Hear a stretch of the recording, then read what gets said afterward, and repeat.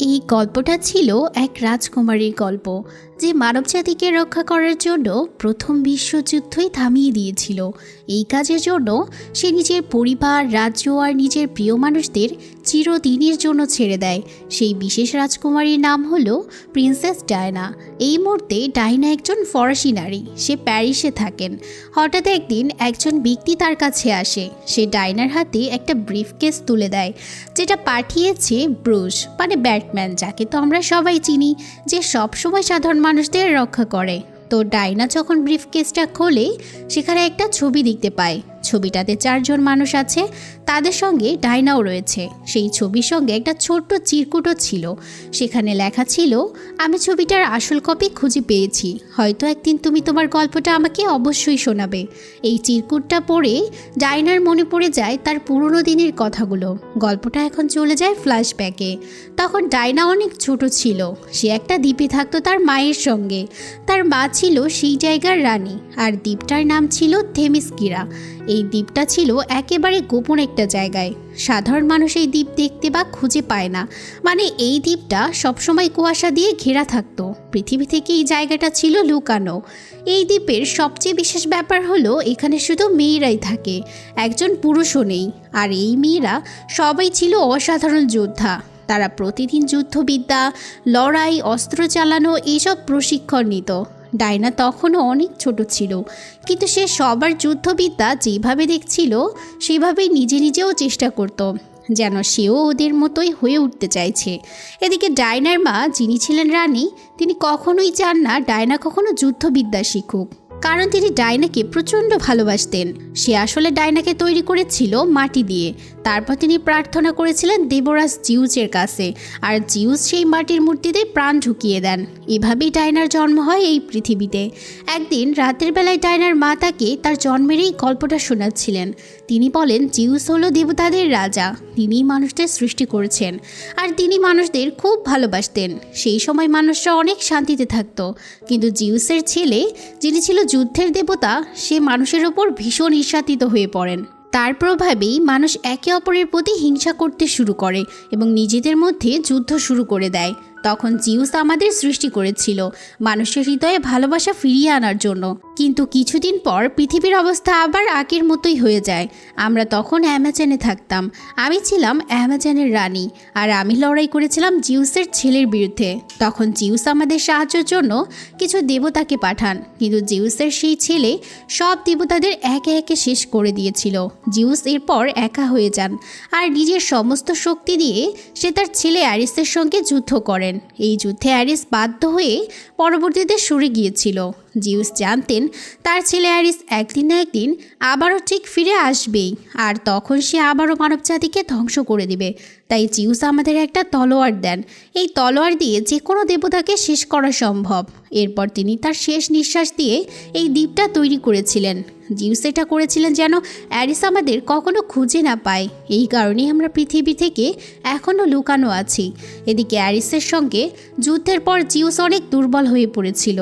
তো যাই হোক, সেই দ্বীপেই ডায়না তার মায়ের সঙ্গে থাকে, যাতে অ্যারিস কখনো তাদের খুঁজে না পায়। ডায়না তখন বলে, আমি সেই তলোয়ারটা দেখতে চাই যেটা জিউস তোমাদের দিয়েছিল। সে তার মাকে আরও জিজ্ঞেস করে, এই তলোয়ারটা কে ব্যবহার করতে পারবে? তার মা জবাব দেন, যার ভিতর অসীম শক্তি আছে, কেবলমাত্র সেই এটা তুলতে পারবে। ডায়নার মা তাকে আবারও বলে, তোমার এই তলোয়ার নিয়ে ভাবার দরকার নেই, কারণ তোমাকে কখনো যুদ্ধ শেখানো হবে না। কিন্তু রানী জানতেন না যে ডায়না তার মায়ের বোনের কাছ থেকে যুদ্ধের সব টেকনিক ইতিমধ্যেই শিখে নিচ্ছে। এদিকে সময়ের সঙ্গে সঙ্গে ডায়না অনেক বড় হয়ে ওঠে। একদিন রানী ডায়নাকে প্রশিক্ষণের সময় দেখে ফেলে। রানী তাকে সেখান থেকে ফিরে যেতে বলে এবং তার বোনকে জিজ্ঞেস করে, তুমি কেন ডায়নাকে যুদ্ধ শেখাচ্ছ? তার বোন বলে, আমরা জানি একদিন অ্যারিস ফিরে আসবেই, আর যদি ডায়না যুদ্ধ না শেখে তাহলে সেটা ওর জন্য খুব বিপজ্জনক হবে। ও নিজেকে তখন রক্ষা করতে পারবে না। রানী তখন বলে, অ্যারিস ঠিক তখনই ডায়নাকে খুঁজে বের করবে যেই মুহূর্তে অ্যারিস তার শক্তিগুলো ফিরে পাবে। রানীর বোন বলে, ডায়না চাইলেও না চাইলেও একদিন অ্যারিসের মুখোমুখি তাকে হতেই হবে।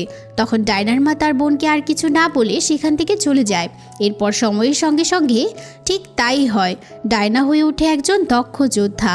তার মধ্যে ছিল আরও অনেক অলৌকিক শক্তি, কিন্তু ডায়না এসব ব্যাপারে কিছুই জানতো না, কারণ কেউ কখনো তাকে এই শক্তির ব্যাপারে বলেইনি। একদিন ডায়না দাঁড়িয়েছিল সমুদ্রের কিনারায়। হঠাৎ সে দেখতে পায় একটা প্লেন সমুদ্রে পড়ে যাচ্ছে। প্লেনটা পানির নিচে ডুবে যাচ্ছিল, আর তাতে একজন মানুষও ছিল। ডায়না সেই মানুষটাকে বাঁচায় আর তাকে নিজেদের দ্বীপে নিয়ে আসে। এই প্রথম সে কোনো পুরুষকে দেখেছে, কারণ সে জীবনে কখনো কোনো পুরুষকে দেখেইনি। তাই সে ছেলেটিকে দেখে ভীষণ অবাক হয়ে তাকিয়ে থাকে। ওই লোকটার নাম ছিল স্টিভ। তারপর সমুদ্রে কিছু নৌকা আর একটা বড় জাহাজ দেখা যায়। তারা স্টিভকে অনুসরণ করছিল। তারা ছিল জার্মান সেনা, যদিও কুয়াশার কারণে তাদের সামনে কিছুই দেখা যাচ্ছিল না। এদিকে একজন অফিসার প্লেনের একটা ভাঙা টুকরো দেখতে পায়, আর যখন সে সেটা ধরতে যায় তখন সে হঠাৎ করে সেই গোপন দ্বীপটাকে দেখে ফেলে। এতদিন যেই দ্বীপটা সারা বিশ্বের চোখ থেকে লুকানো ছিল, আজ প্রথমবারের মতো সেটা ধরা পড়ে যায়। ওই জার্মান অফিসার তখন স্টিভকেও দেখে ফেলে। জার্মান সৈন্যরা স্টিভকে ধরার জন্য তার দিকে এগিয়ে যাচ্ছিল। তখন স্টিভ ডায়নাকে বলে ওরা অনেক খারাপ মানুষ। একই সময়ে দ্বীপের নারী যোদ্ধারাও সেখানে এসে পৌঁছে যায়। জার্মান অফিসারদের হাতে ছিল বন্দুক, আর নারী যোদ্ধাদের হাতে ছিল তলোয়ার আর তীর ধনুক। তারা মুখোমুখি সংঘর্ষে জড়িয়ে পড়ে। এদিকে জার্মান অফিসাররা বেশিক্ষণ তাদের সামনে থাকতেই পারেনি। একসময় এক জার্মান অফিসার ডায়নাকে মারতেই যাচ্ছিল, কিন্তু ঠিক তখনই ডায়নার সামনে এসে দাঁড়ায় তার মায়ের সেই বোন, যিনি ডায়নাকে এতদিন যুদ্ধবিদ্যা শিখিয়েছিল। তো সেই অফিসার গুলি ছোড়ে এবং ডায়নার খালা সেই গুলিতে মারা যায়। ডায়না ভীষণ কষ্ট পায় এবং খুব কান্না করতে থাকে। এরপর সব জার্মান সৈন্য শেষ হয়ে যায়, শুধু স্টিভ বেঁচে থাকে। তখন তারা স্টিভকেও শেষ করে ফেলতে যাচ্ছিল, কিন্তু ডায়না তার সামনে দাঁড়িয়ে সবাইকে বলে ও আমাদের সঙ্গে লড়াই করছিল। তখন তারা স্টিভকে জিজ্ঞেস করে তুমি এখানে কেন এসেছো, তোমার উদ্দেশ্য কি? স্টিভ তখন জানায় আমি একজন গোয়েন্দা, আমি জার্মানদের ক্যাম্পে গুপ্তচর বৃত্তি করছিলাম। সে বলে আমি জানতে পারি জার্মানরা একটা ভয়ঙ্কর বিষাক্ত গ্যাস বানাচ্ছে, যেটা দিয়ে তারা সবাইকে মেরে ফেলতে পারবে। তারপর সে তাদের ডায়েরি চুরি করে পালিয়ে এসেছিল। সে আরও জানায় এই বিষাক্ত গ্যাস বানানোর আদেশ দিয়েছে এক জেনারেল। খুব শীঘ্রই দুই দেশের মধ্যে যুদ্ধ শুরু হতে যাচ্ছে, আর এইভাবেই সবাই মারা যাবে। আসলে দ্বীপের বাইরের বিশ্বে তখন প্রথম বিশ্বযুদ্ধর প্রস্তুতি চলছিল। এই দ্বীপের বাসিন্দারা বাইরের দুনিয়ার ব্যাপারে একেবারেই কিছু জানে না। তখন স্টিভ বলে আমি যদি এই ডায়েরিটা আমাদের হেডকোয়ার্টারে পৌঁছে দিতে পারি, তাহলে হয়তো এই যুদ্ধ এখানেই থেমে যাবে এবং এইভাবে লাখ লাখ মানুষের প্রাণ বেঁচে যাবে। ডায়না এটা শুনে বুঝতে পারে এটা সব অ্যারিসের কাজ। সে আবারও মানবজাতিকে শেষ করে দিতে এসেছে। ডায়না সিদ্ধান্ত নেয় সে মানবজাতিকে রক্ষা করবে, কিন্তু যদি ডায়না একবার দ্বীপের বাইরে চলে যায় তাহলে সে আর কখনো ফিরে আসতে পারবে না। তবুও ডায়না সিদ্ধান্ত নেয় সে যেভাবেই হোক মানুষদের রক্ষা করবে। সে যুদ্ধের জন্য নিজের বিশেষ পোশাক পরে নেয় এবং সঙ্গে নেয় সেই তলোয়ার যেটা জিউস তাদেরকে দিয়েছিলেন। ডায়না যখন দ্বীপ ছেড়ে যাচ্ছিল তখন তার মা সেখানে এসে পৌঁছায় আর বলে তুমি জানো যদি তুমি একবার এই দ্বীপের বাইরে যাও তাহলে আর কখনো ফিরে আসতে পারবে না। মানুষের দুনিয়া তোমার জন্য নয়। কিন্তু ডায়না বলে জিউস আমাদের বানিয়েছিল এই মানবজাতিকে রক্ষা করার জন্য, নিজেকে রক্ষা করে আমি কি করব। এরপর স্টিভ আর ডায়না প্লেনে চড়ে সেই দ্বীপ ছেড়ে সেখান থেকে চলে যায়। স্টিভ সেই চুরি করা ডায়েরি নিয়ে যায় তার ঊর্ধ্বতন অফিসারের কাছে। অফিসার সেই ডায়েরি খুলে দেখে সেখানে প্রাচীন ভাষায় কিছু লেখা রয়েছে, কিন্তু কেউই সেই ভাষা বুঝতে পারে না। তখন ডায়না বলে এখানে দুইটা প্রাচীন ভাষায় লেখা। ডায়না হাজার হাজার ভাষা জানে এবং সে কথাও বলতে পারে। ডায়না তখন সেই ডায়েরি পড়ে শুনিয়ে দেয় যে জার্মানরা একটা বিষাক্ত গ্যাস তৈরি করেছে এবং সেটা তারা ফ্রন্ট লাইনে ব্যবহার করবে। তখন ঊর্ধ্বতন অফিসাররা বলেছিলেন জার্মানির সঙ্গে এক চুক্তির বিষয়ে। স্টিভ তখন বলে আমাকে একটা সুযোগ দাও, আমি তাদের সদর দপ্তর ভেঙে গুড়িয়ে দেব যেখানে তারা এই গ্যাস তৈরি করেছে। কিন্তু ঊর্ধ্বতনরা এতে রাজি হয় না। ডায়না তখন রেগে যায়, কারণ সে জানে জার্মানি যদি এই গ্যাস ছাড়ে তাহলে কোটি কোটি মানুষ একসাথে মারা যাবে। সে প্রত্যেক মানুষের জীবনকে সমানভাবে মূল্য দেয়। স্টিভ তখন ডায়নাকে সঙ্গে নিয়ে চলে যায়। সে বলে আমরা কথা বলার চেষ্টা করছি, কিন্তু ডায়না বলে সে হলো অ্যারিস, সে কারো কথা শুনবে না। ডায়না বিশ্বাস করে অ্যারিসই এই যুদ্ধের নেতা, যিনি যে কোনো মূল্যে মানবজাতিকে শেষ করতে চান। অন্যদিকে জার্মানিতে ডক্টর মারুকে দেখা যায়, যে সেই বিষাক্ত গ্যাস তৈরি করেছেন। ডক্টর মারুর একটা সমস্যা হচ্ছিল, কারণ ডায়েরিটা সে হারিয়ে ফেলেছে। তখন জেনারেল এসে জিজ্ঞেস করে কখন তোমার কাজ শেষ হবে। ডক্টর মারু বলে আমি একটা নতুন গ্যাস তৈরি করেছি যেই মানুষ এটা ব্যবহার করবে সেই শক্তিশালী হয়ে উঠবে। সে সেখানে একটা ক্যাপসুল ভেঙে দেয়। ক্যাপসুল থেকে ধোঁয়া যখন জেনারেলের নাকে যায়, সে এক ধরনের অলৌকিক শক্তি অনুভব করে আর আরও শক্তিশালী হয়ে ওঠে। এছাড়াও দেখানো হয় ডক্টর মারুর কাছে একটা নতুন ফর্মুলা এসেছে। ডক্টর মারু এই নতুন ফর্মুলা থেকে নতুন গ্যাস তৈরি করছিলেন। সেই গ্যাসের সাহায্যে একবারে কোটি কোটি মানুষকে মেরে ফেলা সম্ভব। অন্যদিকে স্টিভ ডায়নাকে যুদ্ধক্ষেত্রে নিয়ে যাওয়ার জন্য প্রস্তুতি নেয়। যাত্রার আগে তারা একটা দল গঠন করে যারা একসঙ্গে এই কাজগুলো করবে। যুদ্ধের ময়দানে পৌঁছালে ডায়না সেখানে থাকা মানুষগুলোকে দেখে খুব কষ্ট পায়। এরপর তারা বেলজিয়ামের ফ্রন্টে পৌঁছায়, যেখানে বোমা বর্ষণ চলছিল, মানুষ মারা যাচ্ছিল আর সবাই ছুটে বেড়াচ্ছিল এদিক ওদিকে। পরিস্থিতি ছিল ভীষণ খারাপ। তখন এক নারী তাকে থামিয়ে বলে, আমাদের সব কিছু ছিনিয়ে নিয়ে গেছে, অধিকাংশ মানুষকে গ্রামে দাস বানিয়ে রেখেছে। ডায়না সেই নারীর কাছে জানতে চায় এটা কোথায় হচ্ছে। মেয়েটি আঙুল তুলে দেখায় জার্মানিরা সেখানে দখল করে আছে। ডায়না ওই জায়গায় যেতে চায় এবং স্টিভকে বলে, আমি এখানে থাকা মানুষদের সাহায্য করতে চাই। স্টিভ তাকে যেতে দেয় না, কিন্তু ডায়না তার কথা শুনেই না। পরে সে তার যোদ্ধার পোশাক পরে সেখানে চলে যায় যেখানে জার্মান সৈন্যরা গুলি ছুড়ছিল। ডায়না তার হাতের বর্মের সাহায্যে গুলি থামিয়ে দিচ্ছিল। তারপর সে গুলির বিরুদ্ধে লড়াই করে। ডায়নার দৃষ্টি ছিল খুব তীক্ষ্ণ। জার্মানিরা ডায়নার দিকে গুলি ছুড়ছিল, কিন্তু ডায়নার ঢাল সব গুলি আটকে দিচ্ছিল। স্টিভ আর তার সঙ্গীরা এই দৃশ্য দেখে ডায়নার পিছনে আসতে শুরু করে। তারা জার্মান সৈন্যদের দিকে গুলি চালাতে থাকে। এদিকে ডায়না পৌঁছে যায় সেই জায়গায় যেখানে জার্মান সৈন্যরা গ্রামবাসীদের দাস বানিয়ে রেখেছিল। তো ডায়না জার্মান সৈন্যদের সাথে লড়াই করে তাদের খুব কষ্ট দিয়ে হারিয়ে দেয়। এদিকে জার্মানির অফিসাররা তার দিকে প্রচুর গুলি চালাচ্ছিল।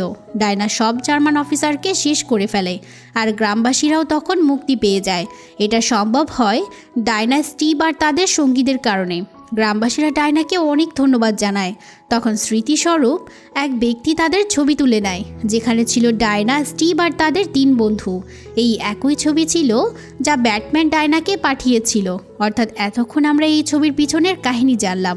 ছবি দেখে ডায়না পুরো গল্পটা এতক্ষণ মনে করছিল। এদিকে স্টিভ জানতে পারে জার্মান অফিসারদের একটা বড় পার্টি হবে আর সে নিজেও সেখানে যেতে চায়। পরের দিন তারা যেভাবে হোক পার্টি অনুষ্ঠানের জায়গায় পৌঁছে যায়। সেখানে নিরাপত্তা খুবই কড়া ছিল। তারা যেভাবেই হোক ভিতরে ঢুকতে যাচ্ছে। জার্মান জেনারেলও সেখানে আসবে। এদিকে আমাদের ডায়না তাকে অ্যারিস মনে করছে। স্টিভ জার্মান অফিসারের ছদ্মবেশে ভিতরে ঢুকে সেই ডাক্তারের সঙ্গে দেখা করে, যিনি এই বিষাক্ত গ্যাস তৈরি করেছেন। সে ডাক্তারের কাছ থেকে তথ্য সংগ্রহ করার চেষ্টা করছিল, কিন্তু সেই ডাক্তারের থেকে কিছুই জানতে পারে না। তখন সে লক্ষ্য করে ডায়নাও পার্টিতে ঢুকে পড়েছে। ডায়না তার কাপড়ের মধ্যে সেই তলোয়ার লুকিয়ে রেখেছিল, যেটা যে কোনো দেবতাকে শেষ করতে পারবে। সে যখন তলোয়ার বের করে জেনারেলকে শেষ করতে যাচ্ছিল, তখন স্টিভ তাকে থামিয়ে দেয়। ডায়না বলে, আমি অ্যারিসকে শেষ করবই, আর তার মৃত্যু হলে সব কিছু আবার আগের মতো ঠিক হয়ে যাবে। স্টিভ বলে, যদি সে অ্যারিস না হয় তাহলে তুমি কি করবে? অন্যদিকে দেখানো হয় জার্মানরা ওই বিষাক্ত গ্যাস একটা গ্রামে ছড়িয়ে দিয়েছে। ডায়না সেই গ্রামে যায় এবং দেখে হাজার হাজার মানুষ গ্যাসের কারণে মারা গেছে।